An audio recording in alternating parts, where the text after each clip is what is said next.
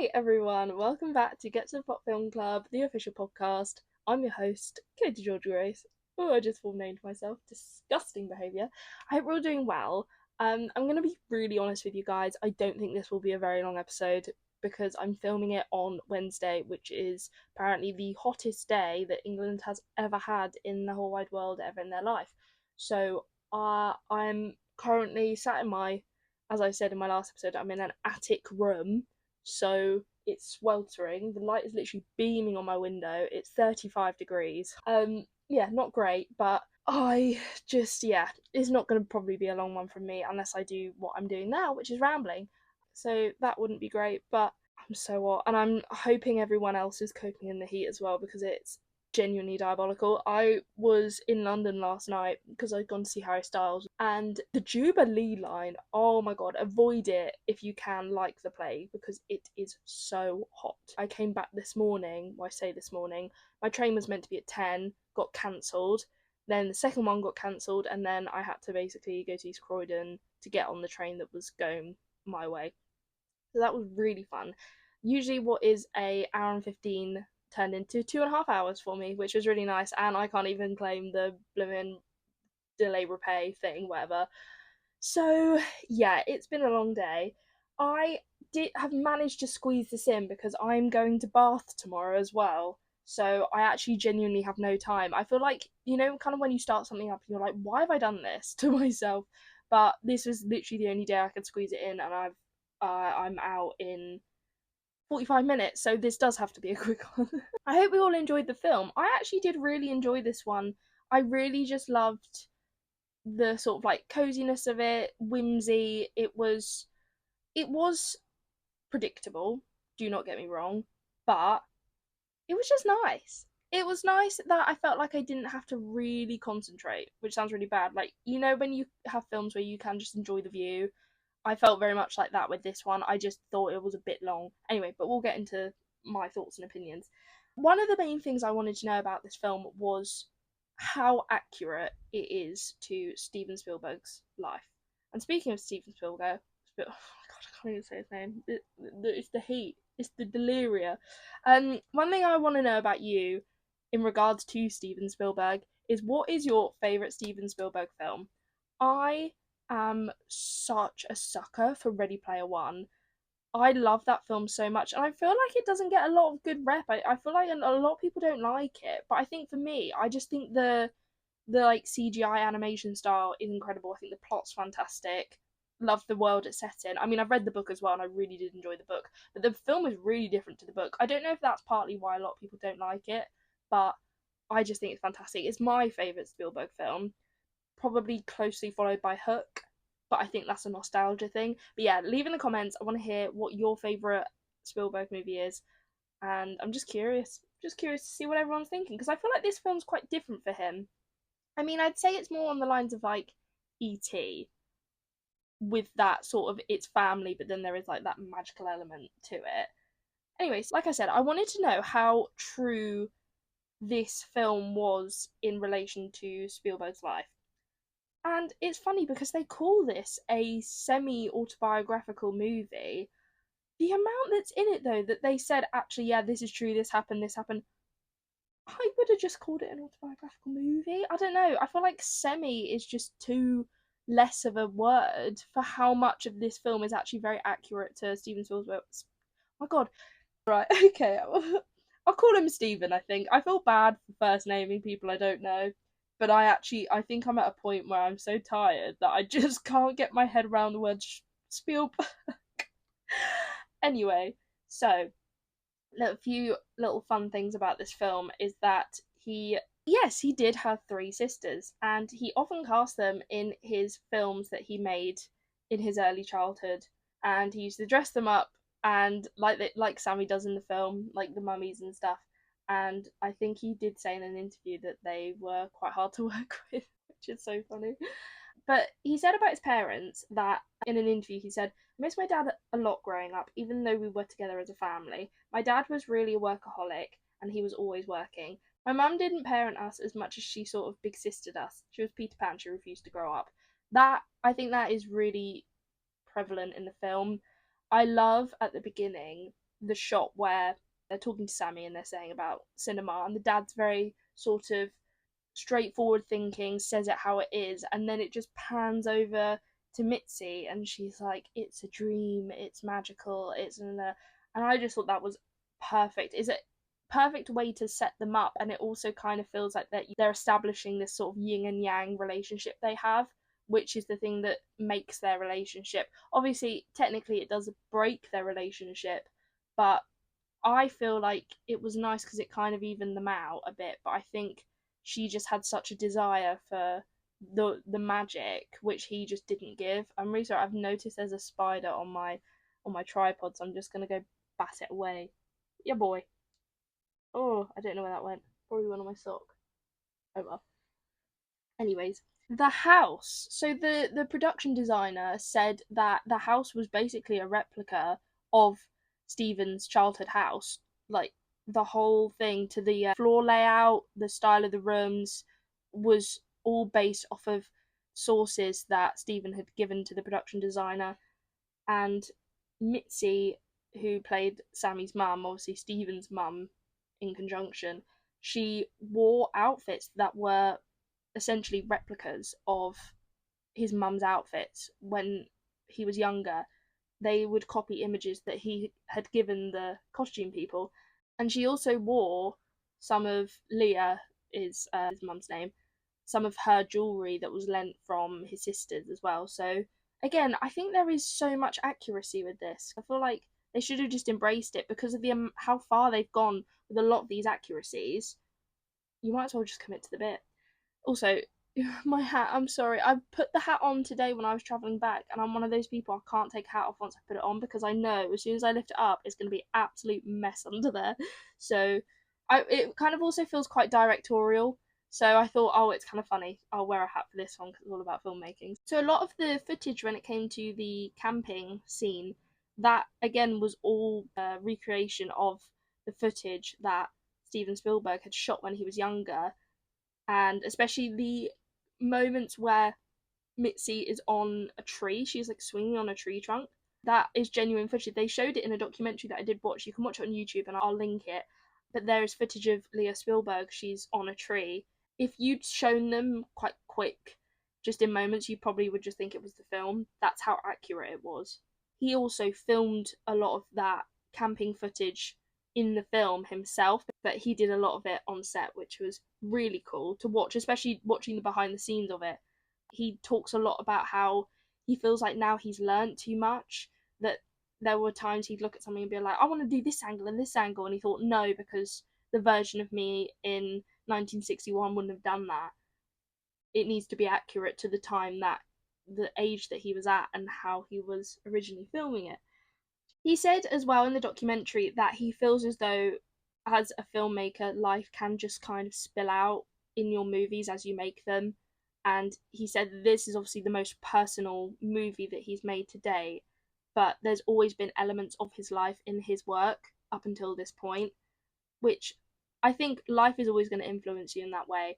But now I think the fact that he was given the opportunity to essentially recreate that and really pour his inspiration into it growing up, I think then there's so much more stability to all of his ideas.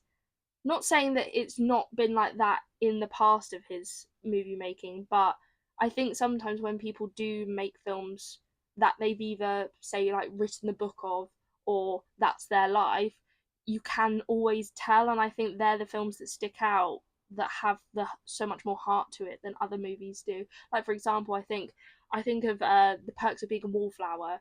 The fact that the author also directed and wrote the film, and you can really see the intricacies of both shining through both the book and the movie. And I love that. I love the book, love the movie. So ticks from me. Anyway, back to this movie. There are so many details. Like a lot of the plot is based on his life, like the bullying regards to him being Jewish and his relationship with a Christian girl and things like that. Like that's all true. And even the relationship between Benny and Mitzi, again, it all happened to him. That must be kind of crazy to recreate something actually as traumatic that I think that can be for a child to recreate it in your adult years. I feel like I'd love to know how he felt about that. I don't know if he has done any interviews. I might look into it more. But to recreate something as personal as that, and also to the extent that they recreated it to be as accurate, I think, I don't know. I feel like emotionally I wouldn't be able to cope with that, so I don't know how he managed to do that either. During filming, Stephen, he would forget to call cut, and then they kind of implemented that in the movie. The moment where Sammy is watching the actor walk away and he's just so entranced by it, and then you got the guy going, "Are you gonna say cut at any point?" Because the guy's still walking, and then he kept walking anyway. It was really interesting, I think, to watch the making of a movie in a movie. And I think is I've never seen Once Upon a Time in Hollywood. I've never seen Hail Caesar. I think that's kind of similar. So I definitely will look into those because I do like the sort of like perception being pulled out when you can kind of see everything going on. But then I'm also a bit of a weirdo for going to film sets and seeing things from the outside perspective of what the camera did. Especially that's also a reason why I'm going to Bath actually, is because I want to go to the Royal Crescent, because they obviously filmed a lot of Regency thing. Well, they filmed Bridgerton there, but also they filmed Oliver Twist there, and I want to just recreate Who Will Buy by myself in the Royal Crescent. It was John Williams that did the composing for this film, and this was actually to celebrate the fact that they had spent 50 years in collaboration with each other, which I think is so special. And I think I didn't even know it was John Williams that was doing the music for this, but you can just tell. He has such a distinct style that feels so magical and heartwarming.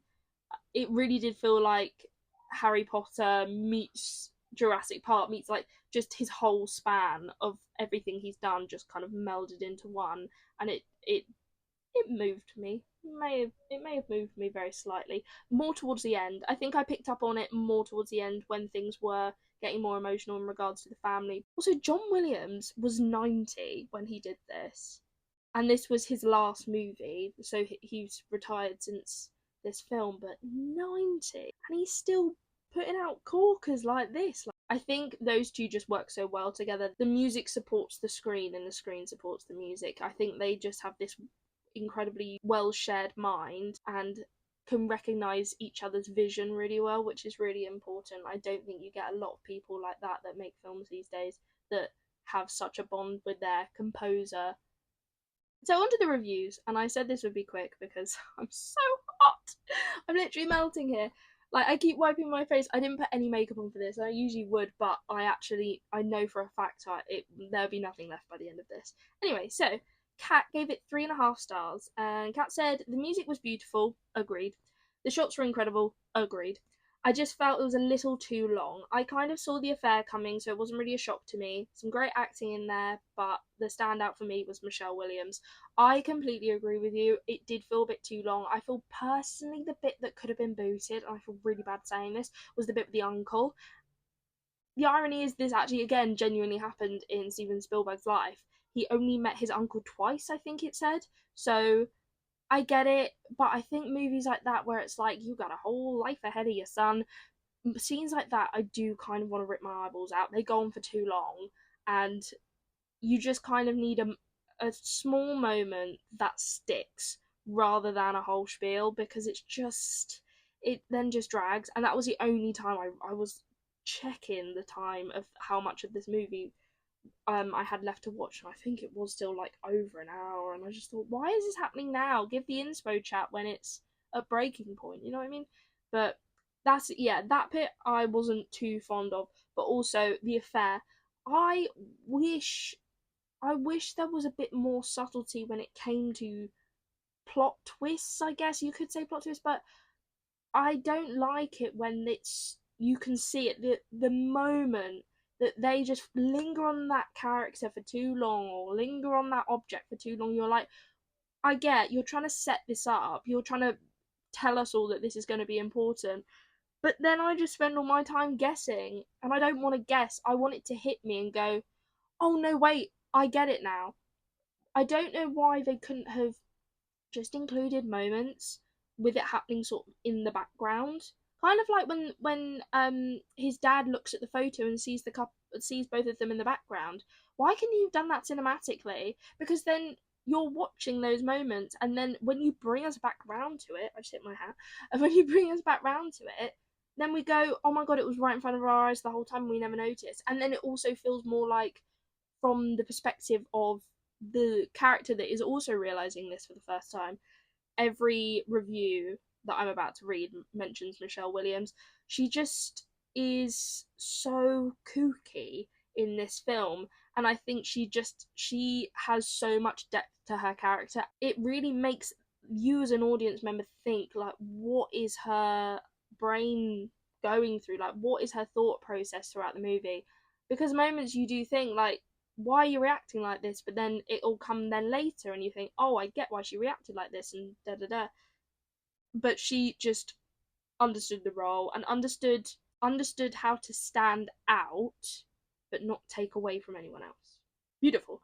Right, Ella says, 3.5 stars for me. Visually, it is really beautiful, and the 1960s setting felt so natural and believable rather than overly stylized. This was actually quite interesting. When I was researching, the costume designer said specifically about the prom scene that he wanted to go with, I think he said it was a dirty pastel color scheme, because he didn't want it to feel overly stylized. He wanted it to feel natural but sophisticated, and he also kept all the guys in their dinner jackets because, again, he didn't want it to kind of overcomplicate the screen. He wanted it quite laid back but still to like pop on screen. I think with the pastel kind of color palette going on, that's the thing that it pops, but it doesn't make it feel like you're watching like Grease, for example, because those kind of color schemes, it is a bit like, whoa, theatrics, you know?